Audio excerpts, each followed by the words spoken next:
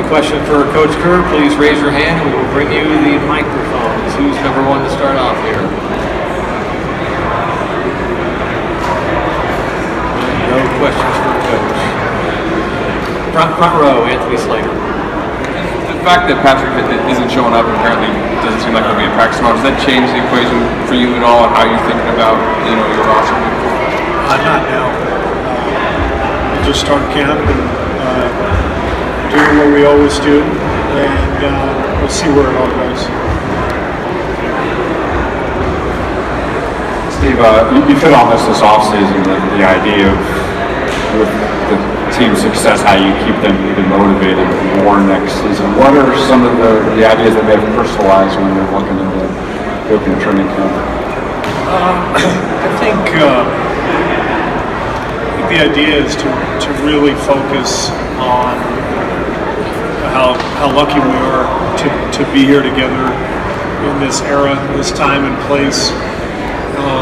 We're well aware it's not going to last forever, and so we have a lot to celebrate. 3 titles in the last 4 years, a chance to add another one. Our final season at Oracle, a bunch of free agents next summer. A lot could change. We don't know. Obviously, we want to keep this thing going, but at some point, you just have to enjoy the moment, enjoy the now, because there's going to be so much speculation as to what's ahead. Nobody knows what's ahead. So I think our guys, they understand that. They really enjoy being around each other. They really enjoy the process. And having won several championships, I think they feel like, all right, we got, we've done some damage, and let's keep it rolling. Front row, Logan. Coach, Marcus is supposed to be out for at least the onset of the season. There's really no thought as to who will be the starter right now, the day before camp starts. I think that will unfold as we go. I could tell you, the only thing that I could tell you for sure is that Draymond will not be our starting center. I'm not going to start small and play that way all year. So opening night, the chances are it would be one of the other 3 young bigs, Damian, Boone, or Jordan Bell. And could be by matchup, could be by how training camp goes. But we will give all 3 guys a chance, and training camp will determine a lot. Front row center, Connor. Steve, it came out today that you guys promoted Bruce and Chris DeMarco to assistant coach. What went into that decision, and how specifically is their role going to be different? I think one of the areas where we want to improve is because of the number of young players on our roster, is the player development aspect. The last couple of years, we've sort of been in recovery mode for much of practice with our top 6-7 guys. We've had some beyond that. We've had veteran guys, David West, JaVale McGee, Zaza, and so we haven't been in this situation where we've got 6-7 very young players who need work, and so there's a clear delineation on this roster between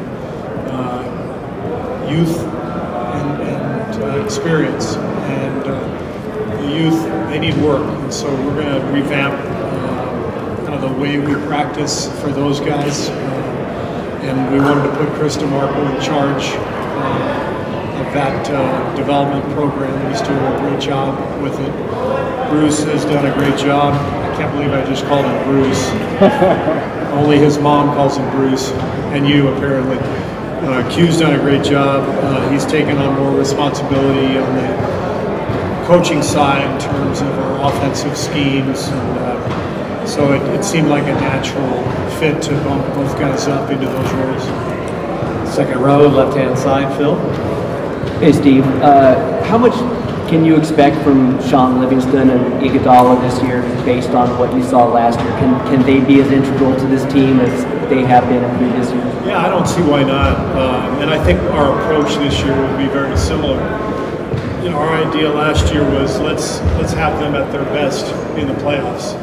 And both guys played critical roles for us in the postseason. So, you know, they're at the point in their careers where they're going to need rest, they're going to need recovery, they're going to need rhythm on their own time frame as the season goes. And we'll try to balance all of that. Row, left-hand side, Tim. Steve, also in those announcements, I noticed there was a Nick Kerr mentioned. What does it mean to you to have Nick back? What do you think he learned from the year with Popovich?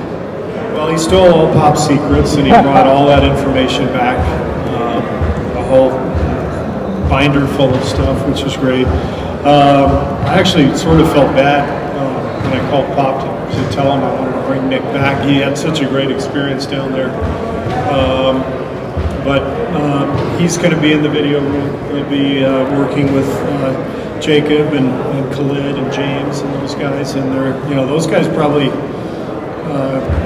work the longest hours of any of us on the staff, and it'll be good for Nick to be in there.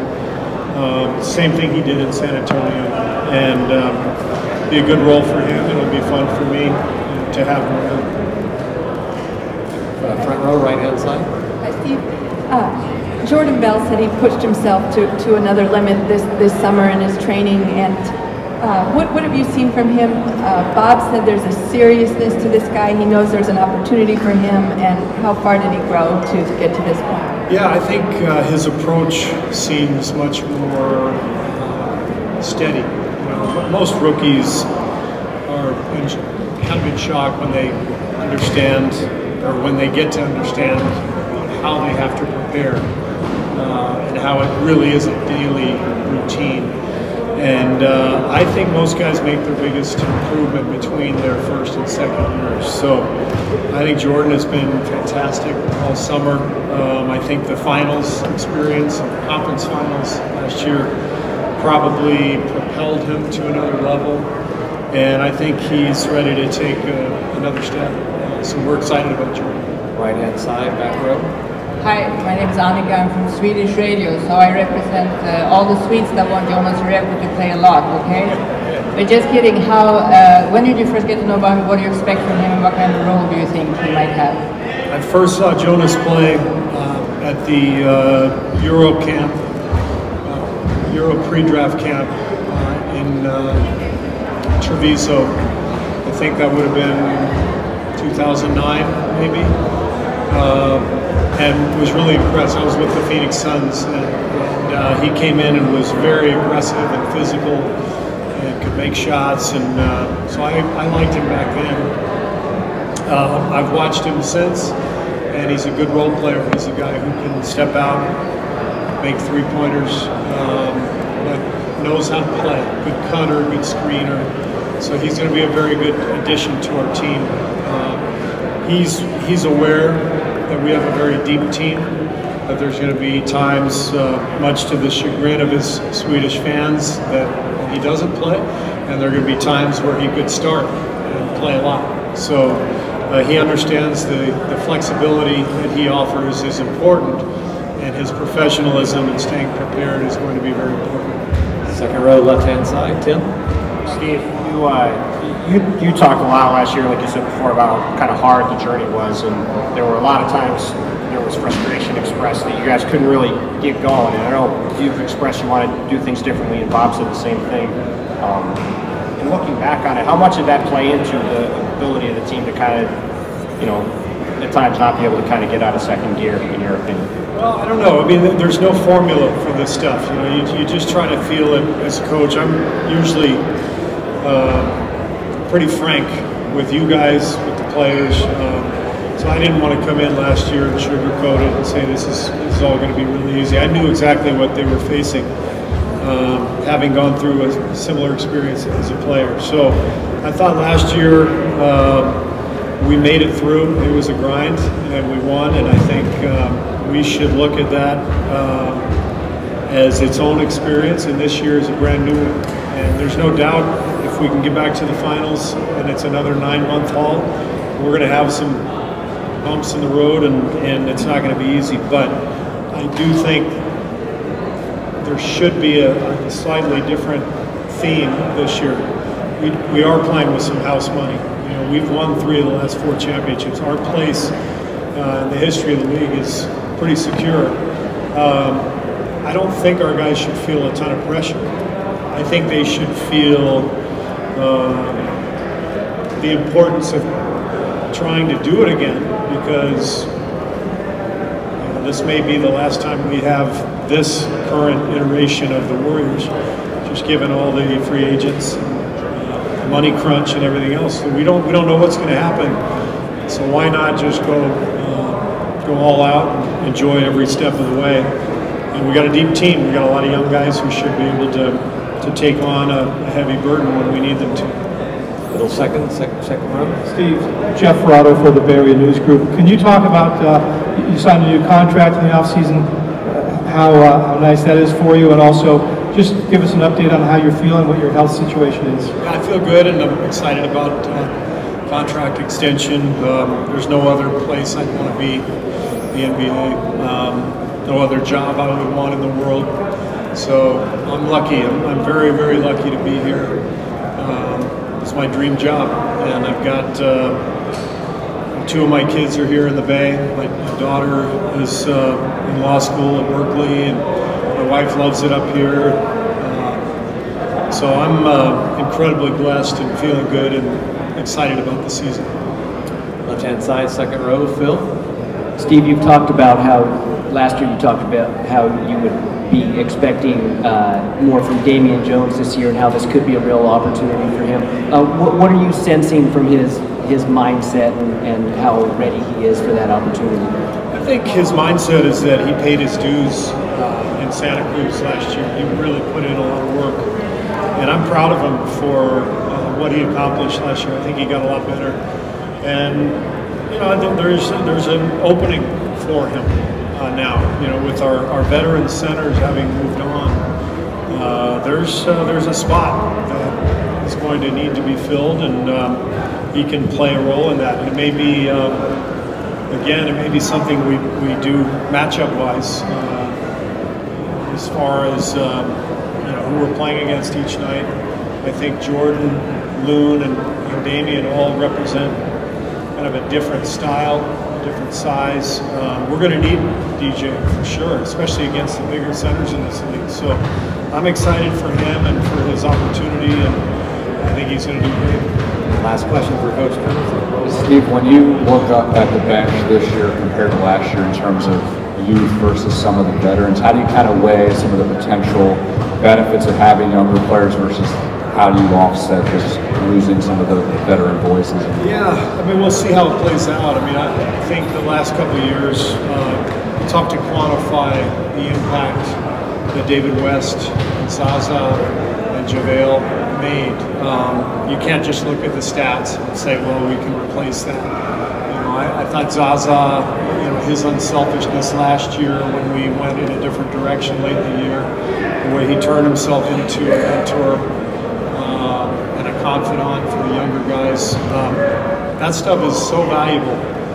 And David was a mentor for all of our younger guys in the last 2 years. So we're going to miss that. And we're going to have a different dynamic this year.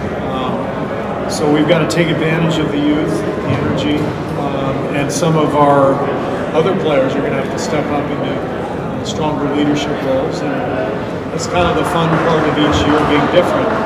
You get to see how it all blossoms, and I think our fans will enjoy that process too. You know, when you think about the whole regular season, a lot of people start saying, well, just, you know, can't wait for the playoffs. I think this year will be really fun for our fans to see the development of the young guys, Damian and Loon and you know, Jacob Evans and Jordan Bell, hopefully Patrick. You know, so you watch these guys develop, then you get to see DeMarcus Cousins once he's healthy. How does he fit into the team? How does the team grow as a whole? I think it'll be fun as a coach. It'll be fun for our fans to see, and hopefully by the end of the season we'll be clicking and ready to roll the playoffs. Great, thanks. Thank you. I'm